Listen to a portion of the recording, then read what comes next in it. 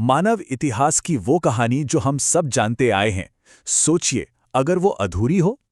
चलिए आज दक्षिण एशिया के पाषाण युग की गहराइयों में चलते हैं, एक ऐसी दुनिया में जहां नई नई खोजें हमारी अपनी उत्पत्ति की कहानी को फिर से लिख रही हैं। हम सब ने स्कूल में यही पढ़ा है ना, कि मानव सभ्यता का पालना अफ्रीका था। एक सीधी सादी कहानी।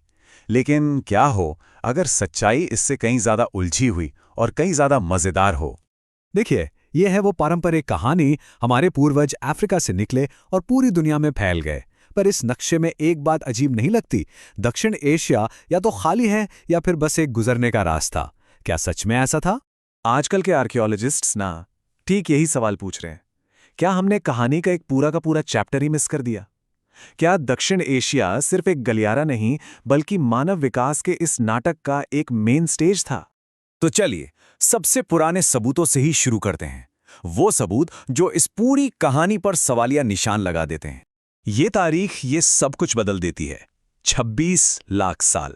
जी हाँ, भारत की शिवालिक पहाड़ियों में रिसर्चर्स को हमारे प्राचीन पूर्वजों यानी होमोनिन के होने के सबूत मिले हैं।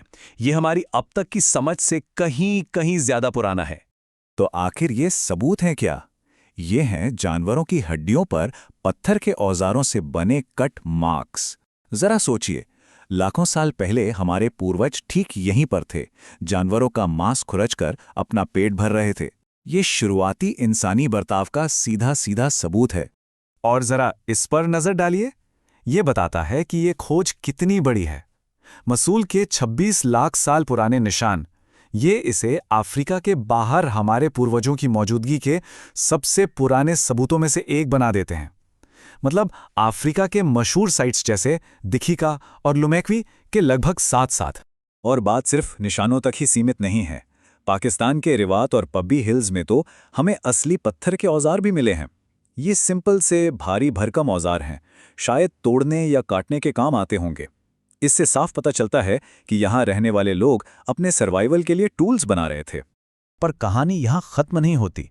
इसके बाद तो एक ऐसी टेक्नोलॉजिकल क्रांति आई जिसने हमारे पूर्वजों के जीने का तरीका ही बदल कर रख दिया। ये है हमारी अगली बड़ी तारीख, 15 लाख साल। तमिलनाडु के अत्तिरमपक्कम में हमें एक नई एडवांस टेक्नोलॉजी के सबूत मिले जिसे अचुलियन कहते हैं, और ये दिखाता है कि भारत में ये तकनीक कितनी कितनी पुरानी है। देखिए, अशोलियन कोई छोटा मोटा सुधार नहीं था, ये एक क्रांति थी। इसमें हैंड एक्स जैसे औजार बनाए जाते थे जिन्हें दोनों तरफ से तराशा जाता था। ये इतने काम के थे कि इन्हें प्रागैतिहासिक काल का स्विस आर्मी नाइफ तक कहा जाता है। मतलब काटना, खोदना, छीलना, हर काम के लिए परफेक्ट। और इस पूरी कहानी की शुरुआत का क्रेडिट जाता है रॉबर्ट ब्रूस फुट को। 1863 में उनकी इस खोज ने ही भारत में इस फील्ड की नींव रखी थी। इसलिए तो उन्हें भारतीय प्रागैतिहास का संस्थापक कहते हैं। एक हैंड एक्स बनाना कोई आसान काम नहीं था। इसके लिए प्लानिंग, स्किल और दिमाग में एक साफ तस्वीर की जरूरत होती थी। सही पत्थर चुनने से लेकर उसे आकार देने और आखिर में उसे नुकीला बनाने तक ये पूरी प्रक्रिया दिखाती है कि हमारे पूर्वज कितने स्मार्ट हो चुके थे। अच्छा, तो हमारे पास औजार तो हैं, पर एक बड़ा सवाल अब भी बना हुआ है। इन कमाल के औजारों को बना कौन रहा था? तो अब कहानी का फोकस औजारों से हटकर उनके रहस्यमयी बनाने वालों पर जाता है। और फिर 1982 में एक ऐतिहासिक खोज हुई। जियोलॉजिस्ट अरुण सोनकिया ने मध्य प्रदेश की नर्मदा घाटी में भारत का पहला प्राचीन मानव जीवाश्म खोज निकाला। इसे नर्मदा मानव के नाम से जाना गया। ये जीवाश्म एक अधोरी खोपड़ी का ऊपरी हिस्सा था, जिसे कैल्वेरिया कहते हैं। इसकी मोटी भौहें और खास तौर पर इसके दिमाग का बड़ा साइज इसने वैज्ञानिकों को सच में हैरान कर दिया। इसका दिमाग उस समय के एक और मानव पूर्वज होमो इरेक्टस से भी बड़ा था, जिससे एक बहुत बड़ी वैज्ञानिक बहस शुरू हो गई। और बस यहीं आकर विज्ञान बड़ा दिलचस्प हो जाता है। ये नर्मदा मानव आखिर था कौन? क्या ये होमो इरेक्टस था, या उससे भी ज्यादा विकसित कोई प्रजाति, या फिर हमारे यानी होमो सेपियंस का ही कोई शुरुआती रूप? अभी हाल ही में तो कुछ वैज्ञानिकों ने इसे होमो हीडलबर्गेंसिस कहने का भी सुझाव दिया है। तो देखिए, ये बहस आज भी चल रही है, और यही दिखाती है कि हमारा अतीत कितना पेचीदा है। पर कहानी अभी खत्म नहीं हुई।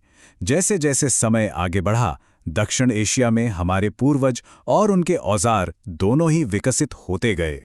यहाँ एक बहुत बड़ा बदलाव देखने को मिलता है। भारी भरकम ऑल पर्पस हैंड एक्स की जगह अब हल्के और स्पेशलिस्ट औजारों ने ले ली। धीरे धीरे स्क्रेपर, पॉइंट और ब्लेड जैसे छोटे औजार सामने आए जो ज्यादा बारीक कामों के लिए बनाए गए थे। इस टेक्नोलॉजी के बदलाव के साथ साथ कच्चे माल की पसंद भी बदल गई। जहां पहले मोटे दाने वाले पत्थर इस्तेमाल होते थे, वहीं अब टूल बनाने वाले चर्ट और जैस्पर जैसे ज्यादा महीन और बेहतर पत्थर ढूंढने लगे। ये दिखाता है कि वो अब और भी ज्यादा प्लानिंग से काम कर रहे थे। तो इन सभी सबूतों का आखिर मतलब क्या निकलता है? ये मानव उत्पत्ति के बारे में हमारी समझ को कैसे बदलता है? तो इसका निचोड़ क्या है? यही कि दक्षिण एशिया अब इंसानी कहानी के हाशिए पर नहीं है। 26 लाख साल पुराने सबूतों से लेकर 15 लाख साल पुरानी एडवांस टेक्नोलॉजी तक, ये इलाका मानव विकास का एक बहुत ही ज़रूरी सेंटर था। एक ऐसी जगह जहां हमारे पूर्वजों ने सिर्फ जीना नहीं सीखा, बल्कि नई नई चीज़ें ईजाद की और फले फूले। ये सब हमें एक आखिरी सवाल पर लाकर छोड़ देता है। अगर दक्षिण एशिया ने इतने राज उजागर कर दिए हैं, तो ज़मीन के नीचे न जाने और कौन सी कहानियां दबी पड़ी हैं जो हमारी अपनी पहचान की कहानी को हमेशा के लिए बदल